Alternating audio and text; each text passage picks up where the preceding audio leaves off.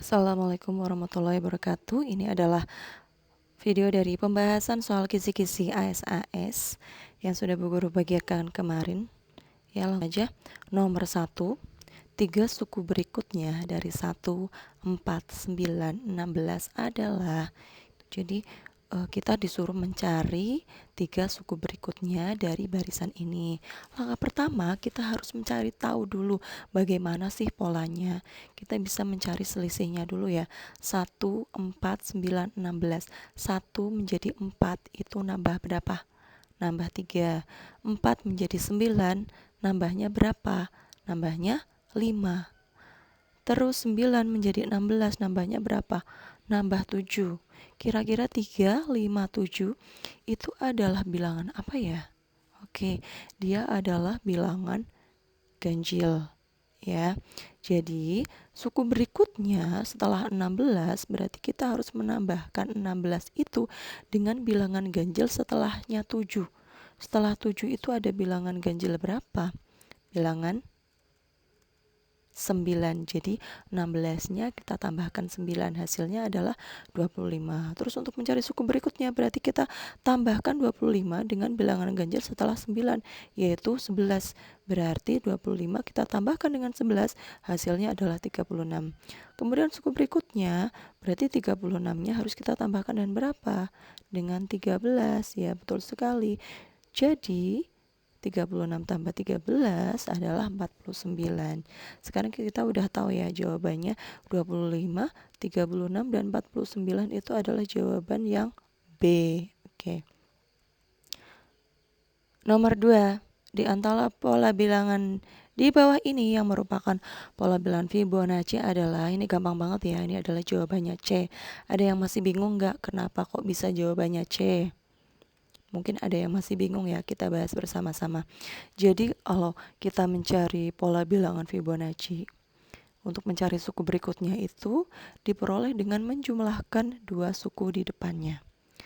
Tadi kan kita memilih C ya, kita udah tahu jawabannya C. Mungkin ada yang belum tahu kenapa sih menjawabnya C. Sekarang kita ambil 2 bilangan dari pilihan C itu ya. C itu kan 1, 2, 3, 5. Kita ambil 2 bilangan. Yang paling depan 1 dan 2. Jadi untuk suku berikutnya setelah 1 dan 2, kalau ini adalah bilangan pola bilangan Fibonacci, berarti kita menjumlahkan 1 dengan 2. 1 ditambah 2 berapa? 3. Berarti suku berikutnya adalah 3. Untuk mencari suku berikutnya lagi, berarti kita menjumlahkan 2 suku di depannya. Berarti 2 ditambah 3. Berapa itu 2 ditambah 3? 5. Jadi suku berikutnya adalah 5. Jadi jawabannya itu adalah yang C. Nomor 3, ini soal tentang amuba ya. Jadi ada seekor amuba membelah diri menjadi 2 dalam waktu 20 menit. Jika mula-mula ada 10 amuba, maka jumlah amuba setelah 2 jam itu ada berapa? Jadi langkah pertama kita harus mencari tahu dulu berapa kali sih amuba itu membelah selama 2 jam.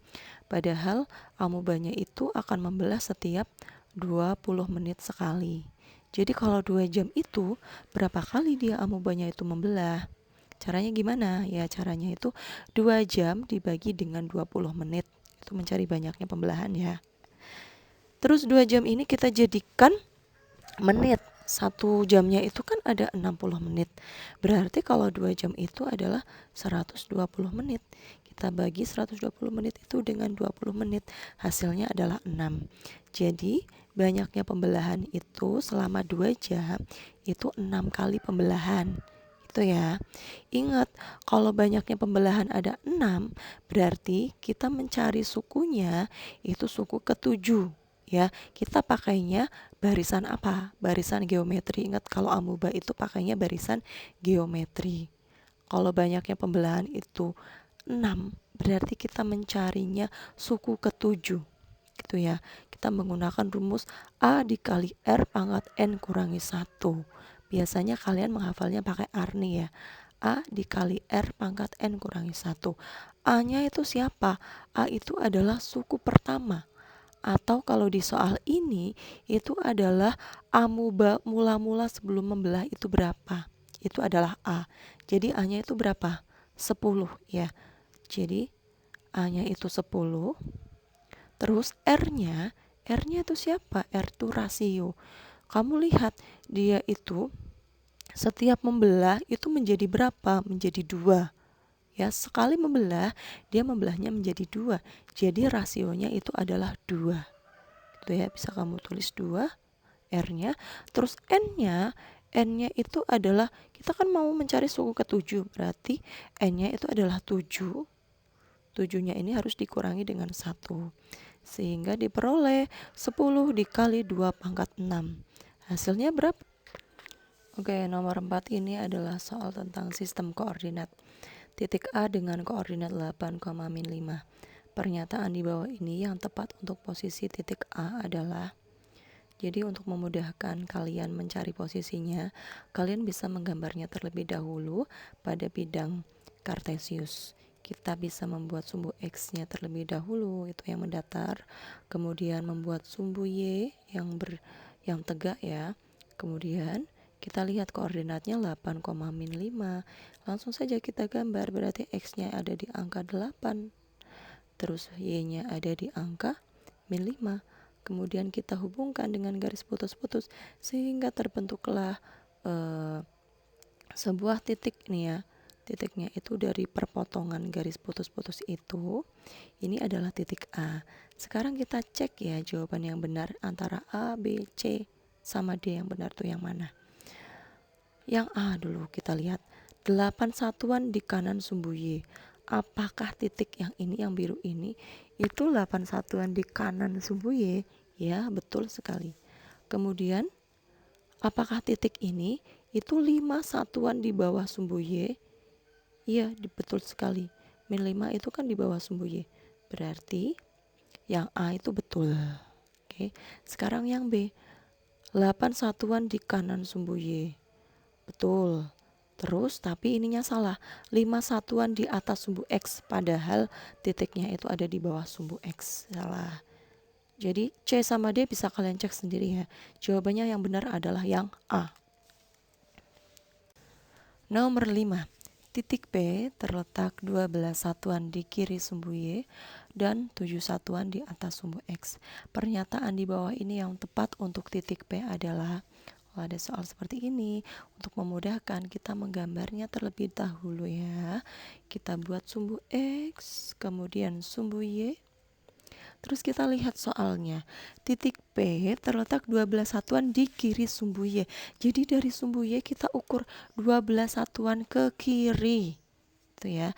Nanti akan jatuh di angka berapa pada sumbu X itu? Akan jatuh karena di kirinya sumbu Y pasti nanti bilangan negatif ya di sumbu X-nya. Itu ada di bilangan min 12. Kemudian kita lihat soalnya lagi. Dan 7 satuan di atas sumbu X. Berarti dari sumbu X ini kita ukur ke atas. Berapa satuan? 7 satuan. Sehingga nanti jatuhlah di angka berapa pada sumbu Y? Ya, di angka 7. Setelah itu kita tarik garis putus-putus seperti ini sehingga terbentuklah titik P di sini. Berapakah koordinat titik P ini? Yaitu min 12,7. Ya, itu koordinatnya. Jadi pernyataan di bawah ini yang tepat untuk titik P adalah di situ ada kata-kata absis sama ordinat. Absis itu apa? Kalian masih ingat nggak? Absis itu adalah sumbu X-nya. X-nya itu ada di angka berapa? Ordinat itu adalah Y-nya. Y-nya itu ada di angka berapa? Kalau kita lihat di gambarnya ini, itu X-nya itu ada di angka berapa? Min 12, berarti absisnya itu adalah min 12. Ordinatnya berapa? Ordinatnya itu Y. Y-nya itu ada di angka berapa? 7. Jadi ordinatnya adalah 7. Jawabannya adalah yang mana ya? Absisnya min 12, ordinatnya 7, itu jatuh di pilihan yang D. Nomor 6. Koordinat titik M yang berjarak 10 satuan di kanan sumbu Y dan 15 satuan di bawah sumbu X adalah, berarti kita harus menggambarnya terlebih dahulu ya. Kita gambar dulu sumbu X, kemudian gambar sumbu Y, terus kita lihat lagi soalnya. Titik M itu berjarak 10 satuan di kanan sumbu Y. Berarti dari sumbu Y ini kita ukur ke kanan 10 satuan sehingga nanti jatuh di angka 10 pada sumbu X ya. Kemudian kita lihat soalnya lagi, 15 satuan di bawah sumbu X. Berarti dari sumbu X kita ukur ke bawah sebanyak 15 satuan. Sehingga nanti jatuh di angka min 15 pada sumbu Y. Nah, setelah itu kita bisa tarik garis putus-putus dari 10 ke bawah dan dari min 15 ke kanan sehingga ketemulah sebuah titik, yaitu titik M ini. Nah, sekarang kita lihat titik M itu lurusnya sumbu X itu pada angka 10 dan lurus dengan sumbu Y pada angka min 15 sehingga koordinatnya adalah 10, min 15. Jawabannya adalah bukan B, D ya, D. Nomor 7. Perhatikan gambar di bawah ini, itu ada himpunan A dan himpunan B, itu digambar dalam bentuk diagram panah ya. Terus pertanyaannya, relasi yang mungkin dari himpunan A ke B adalah, itu gampang sekali, kita bisa lihat 1 pasangannya 1, 2 pasangannya 4, 3 pasangannya 9, 4 pasangannya 16. Berarti relasi yang mungkin itu apa? Gampang sekali ya, itu adalah A, akar dari. Coba kita lihat 1, apakah akar dari 1? Ya, betul. Apakah 2 itu akar dari 4? Ya. Apakah 3 itu akar dari 9? Ya. Apakah 4 itu akar dari 16? Ya. Berarti jawabannya adalah yang A.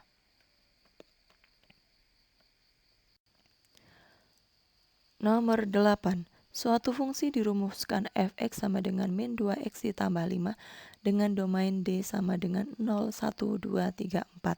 Maka range-nya adalah, kalau kita mau mencari range, itu sama saja kita mencari nilai fungsi. Itu jika x-nya itu adalah domainnya itu. X-nya kita ganti dengan domainnya. Domainnya itu kan 0, 1, 2, 3, 4. Nah, sekarang kita masukkan dulu untuk X-nya sama dengan 0, berarti kita ganti dari rumus fungsi f(x) sama dengan min 2x tambah 5, X-nya diganti dengan 0. Sehingga diperoleh f0 sama dengan min 2 dikali 0 ditambah 5. Min 2 dikali 0 itu kan 0, ditambah 5 hasilnya adalah 5. Oke, sekarang untuk X-nya sama dengan 1, kita masukkan ke dalam fungsinya. Nah, sehingga diperoleh F1 sama dengan min 2 dikali 1 ditambah 5. Hasilnya adalah 3 ya. Kemudian untuk X-nya sama dengan 2, berarti F2 sama dengan min 2 dikali 2 ditambah 5. Min 2 dikali 2 itu min 4. Min 4 ditambah 5 hasilnya adalah 1. Kemudian untuk X-nya sama dengan 3, maka diperoleh seperti ini ya. Sehingga min 2 itu dikali 3 hasilnya min 6. Min 6 kalau ditambah 5, hasilnya itu adalah min 1. Oke, sekarang untuk X-nya sama dengan 4, sehingga diperoleh seperti ini. F4-nya itu hasilnya min 2 dikali 4 ditambah 5, sehingga diperoleh min 3. Nah, kalau sudah seperti ini, tinggal kita kumpulkan saja hasilnya, sehingga membentuk sebuah range. Suatu range-nya itu adalah 5, 3, 1, min 1, min 3. Jawabannya adalah yang D. Oke, nomor 9. Jika A sama dengan A, B, C, dan B sama dengan 1, 2, 3, banyaknya korespondensi 1, 1 yang mungkin dari himpunan A ke himpunan B adalah, jadi kalau korespondensi 1, 1 itu pasti banyaknya anggota itu sama. Kita lihat banyaknya anggota himpunan A itu 3, terus banyaknya anggota himpunan B juga 3 ya, sama-sama 3. Sehingga korespondensi 1, 1 itu banyaknya itu 3 faktorial ya kan, karena tadi banyaknya anggota himpunannya itu ada 3, sehingga banyaknya korespondensi 1, 1 itu adalah 3 faktorial. Nah, 3 faktorial itu berapa? Sama saja kalian menghitung mundur dari 3 terus 2, 1, tapi dikalikan semua ya, sehingga seperti ini, 3 dikali 2 dikali 1. 3 kali 2 itu 6, 6 kali 1 itu adalah 6. Jadi jawabannya adalah yang D.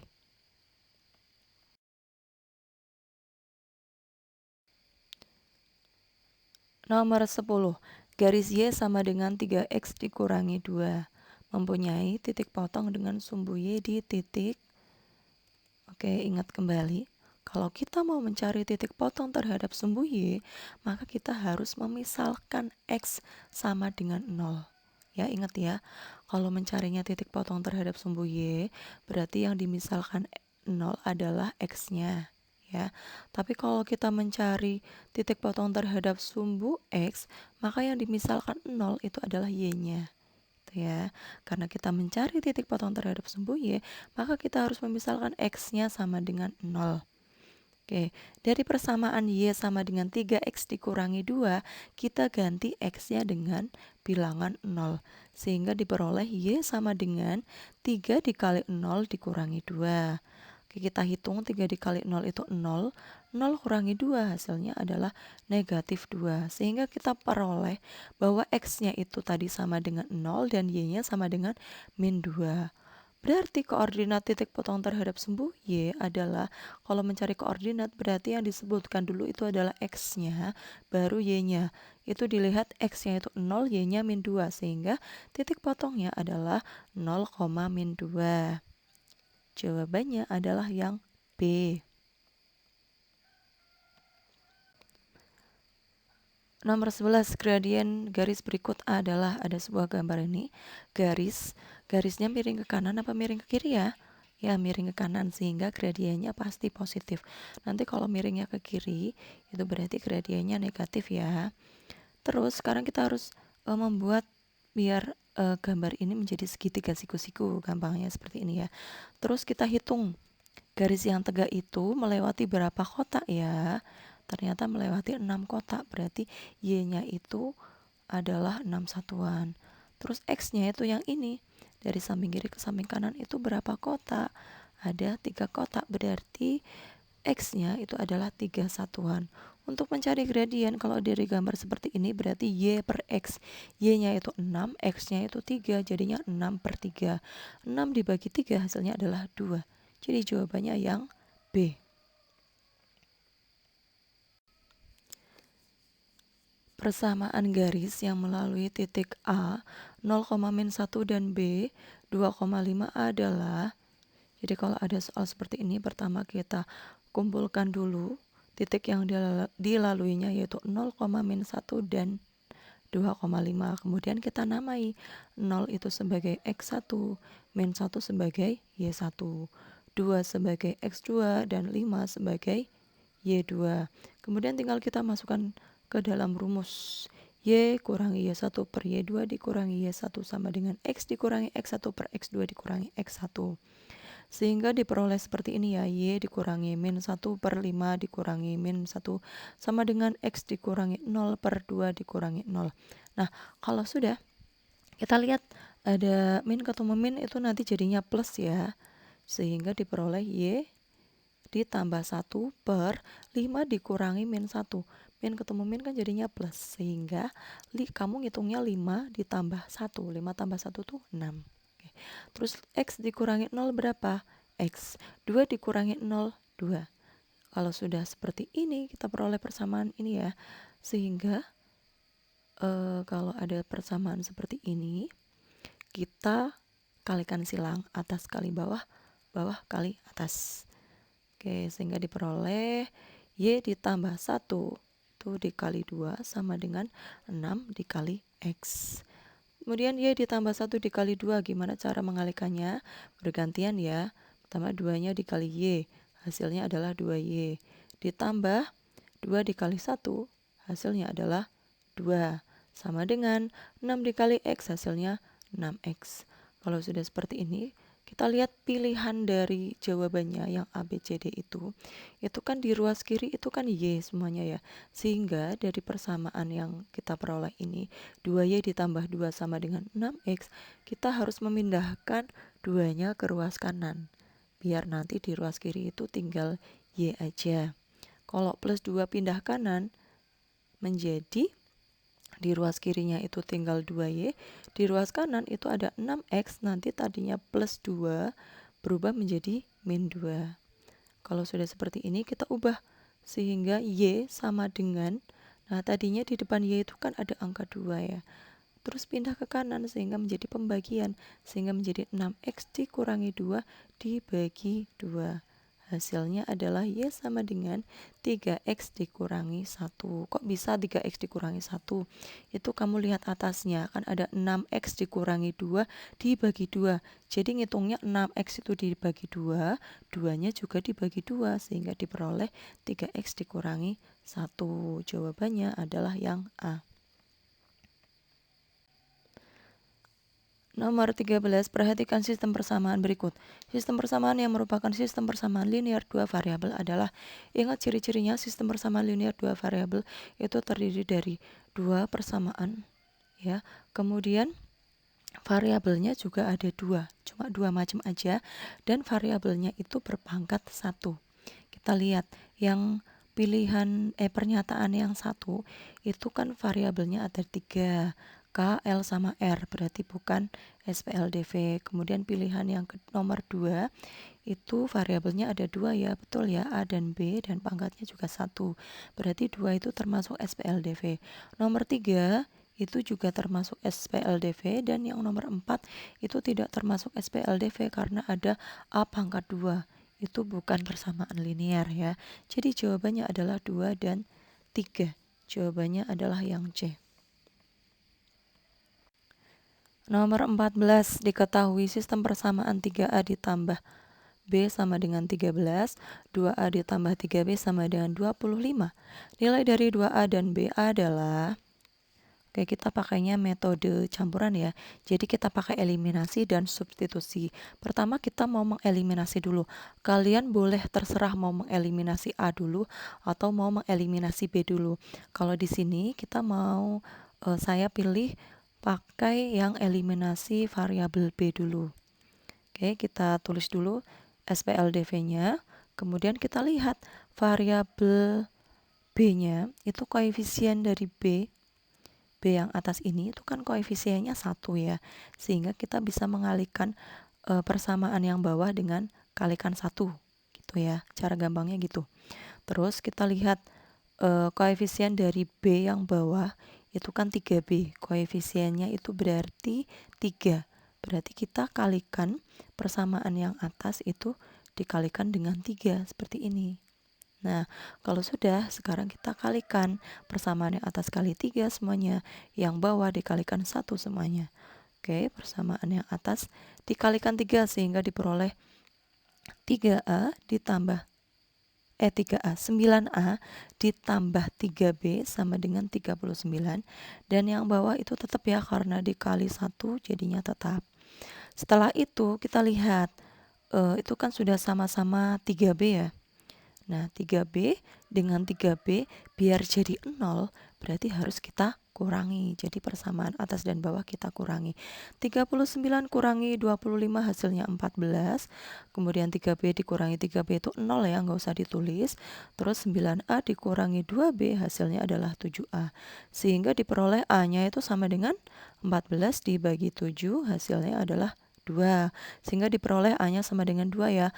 Kemudian kita substitusi nilai A sama dengan 2, ini salah tulis ya, maksudnya A sama dengan 2 ke salah satu persamaan, boleh persamaan atas atau boleh persamaan yang bawah. Nah, kalau saya pilihnya persamaan yang atas ya, 3A ditambah B sama dengan 13.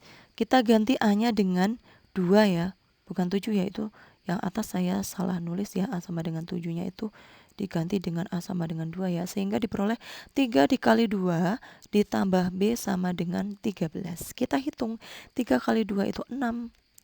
6 ditambah B sama dengan 13, sehingga diperoleh B-nya itu sama dengan 13 harus dikurangi dengan 6. Berapa 13 dikurangi 6? Hasilnya adalah 7, sehingga diperoleh B-nya sama dengan 7. Tapi pertanyaannya adalah 2A ditambah B, sehingga kita harus menghitung lagi 2A ditambah B. Tadi A-nya itu 2, B-nya itu 7, sehingga diperoleh 2 dikali A-nya diganti 2, jadi 2 kali 2 ditambah B, B-nya diganti 7, sehingga ditambah 7. Sehingga diperoleh 4 ditambah 7, hasilnya adalah 11. Jawabannya adalah yang C. Oke, lanjut nomor 15. Banyak kelereng merah dan hijau dalam sebuah wadah adalah 40 butir. Jika banyak kelereng merah 8 butir lebih banyak dari kelereng hijau, maka banyak kelereng merah adalah... Oke, langkah pertama kita memisalkan dulu ya kelereng merah dengan sebuah variabel. Ini saya memisalkan dengan M biar gampang ya. Terus banyaknya kelereng hijau saya misalkan dengan H. Setelah itu kita lihat kalimatnya pada soal itu kan banyak kelereng merah dan hijau adalah 40 butir. Kalau dari kalimat ini kan kita bisa memperolehnya bahwa kalau banyaknya kelereng merah ditambah banyaknya kelereng hijau itu sama dengan 40 butir. Atau kalimat matematikanya menjadi M ditambah H itu sama dengan 40 gitu. Sehingga kita memperoleh persamaan yang pertama. Kemudian kita ambil dari kalimat lagi di soal, itu ada kalimat banyak kelereng merah itu 8 butir lebih banyak dari kelereng hijau. Itu kan. Jadi kalau diubah menjadi kalimat matematika diperoleh seperti ini. M itu kelereng merah sama dengan 8 butir lebih banyak. Berarti 8 ditambah lebih banyak dari siapa? Dari kelereng hijau. Berarti 8 ditambah H gitu. Ya, biar bentuknya sama dengan persamaan yang atas, ini hanya itu kan ada di ruas kanan. Kita pindah ke ruas kiri sehingga diperoleh M dikurangi H sama dengan 8. Sehingga kita memperoleh persamaan yang kedua adalah M dikurangi H sama dengan 8. Nah, sekarang kita mengeliminasi variabel hanya terlebih dahulu ya, karena kita mau mencari banyak kelereng merah. Berarti yang harus kita eliminasi itu hanya aja dulu. Oke, kita ambil persamaan 1 dan persamaan 2. Persamaan 1 itu M ditambah H sama dengan 40. Persamaan yang kedua M dikurangi H sama dengan 8. Kita lihat ya, variabel dari H itu kan koefisiennya H yang atas itu 1. Koefisiennya H yang bawah itu min 1. 1 dengan negatif 1 biar menjadi 0 itu harus ditambah atau dikurang? Ya, harus ditambah. Jadi kedua persamaan ini harus kita tambah biar H-nya itu nanti jadi 0. Sehingga kita peroleh 40 ditambah 8 itu 48. H ditambah negatif H itu hasilnya 0, nggak usah ditulis ya. Kemudian M ditambah M hasilnya 2M. Sehingga diperoleh M-nya itu sama dengan 48 dibagi 2. 48 bagi 2 berapa? Hasilnya adalah 24. Udah ketemu. Jadi banyaknya kelereng merah adalah 24. Karena di pilihan ganda nggak ada, nggak apa-apa ya. Tapi yang benar itu jawabannya adalah 24. Begitu saja video pembahasan kisi-kisi kita. Jangan lupa ya untuk belajar AS matematika, kalian tidak hanya melihat video ini saja, tapi harus mempraktikannya juga dengan oret-oretan sendiri di rumah, di kertas sendiri. Jadi sambil menyimak video, sambil melihat soalnya, sambil kalian praktekkan sendiri gitu. Jangan hanya dilihat saja. Oke, semoga kalian sukses ya untuk asas besok. Terima kasih. Wassalamualaikum warahmatullahi wabarakatuh.